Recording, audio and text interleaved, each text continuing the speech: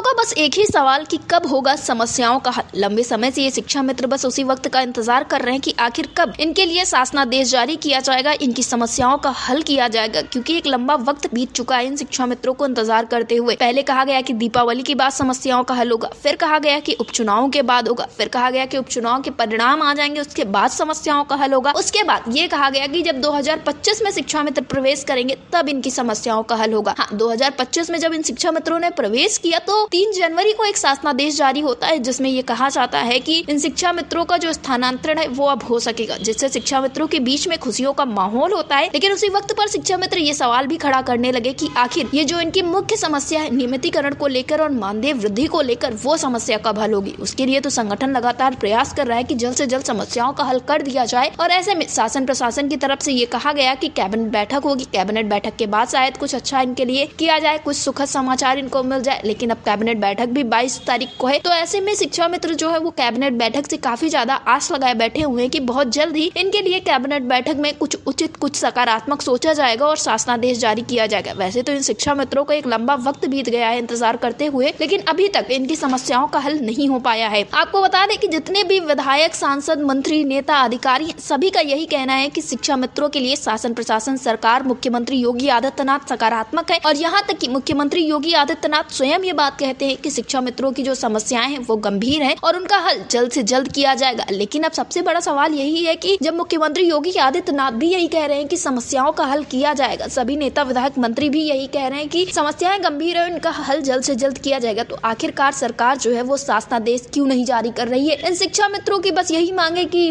मानदेय वृद्धि को लेकर शासनादेश जारी कर दिया जाएगा और इसके लिए शासन प्रशासन से लगातार गुहार भी लगा रहे हैं। लेकिन न जाने क्यों सरकार अभी तक शासनादेश इस मुद्दे पे जारी नहीं कर रही है और कहा जा रहा है कि ये एक बड़ा मुद्दा है, इस वजह से लगातार शासन प्रशासन इन सारे मुद्दों को अटकाए हुए है और शिक्षा मित्र भी सरकार की तरफ आस लगाए बैठे हुए हैं। कुछ लोगों का इसमें यह भी कहना है कि सरकार इस मुद्दे को 2027 के विधानसभा चुनाव तक भी खींचना चाह रही है। तो वहीं ये सवाल भी खड़ा होता है कि आखिर ये शिक्षा मित्र कब तक ऐसे संघर्ष करते रहेंगे, क्या 2 साल और इनको इंतजार करना पड़ेगा तब इनकी समस्याओं का हल होगा। वैसे तो कहा जा रहा है कि बहुत जल्द ही शासनादेश जारी किया जाएगा, लेकिन ये बहुत जल्द वाला जो वक्त है वो कब आएगा। आखिरकार सरकार एक सटीक तारीख क्यों इनको नहीं बता दे रही है शिक्षा मित्रों की कि इस दिन इनकी समस्याओं का हल कर दिया जाएगा। और अगर बात करें संगठन की, तो संगठन अपने स्तर पर पूरा प्रयास कर रहे हैं, लगातार मंत्रियों से, अधिकारियों से, मुख्यमंत्री योगी आदित्यनाथ से मुलाकात कर रहा है और इनसे जब भी संगठन के पदाधिकारी मुलाकात करते हैं तो यही कहा जाता है कि शासनादेश जारी कर दिया जाएगा, समस्याओं का हल कर दिया जाएगा। और सभी का यही कहना है कि सभी शिक्षा मित्र सकारात्मक रहें, क्योंकि एक लंबे वक्त बाद शिक्षा मित्रों के बीच में और सरकार के बीच में संवाद स्थापित हुआ, समन्वय बना है। तो ऐसे में शिक्षा मित्र ऐसा कोई नकारात्मक काम न करें जिससे कि सरकार एक बार फिर से नाराज हो जाए और इस मुद्दे को और ज्यादा लटकाया जाए। लगातार शिक्षा मित्र प्रयास कर रहे हैं कि जल्द से जल्द इनकी समस्याओं का हल हो जाए और ऐसे में अब 22 तारीख एक बहुत महत्वपूर्ण तारीख मानी जा रही है। कहा जा रहा है, कयास भी लगाए जा रहे हैं कि 22 तारीख को शिक्षा मित्रों के लिए कोई शासनादेश या कोई सकारात्मक निर्णय जरूर लिया जाएगा। डेस्क रिपोर्ट, अटल टीवी।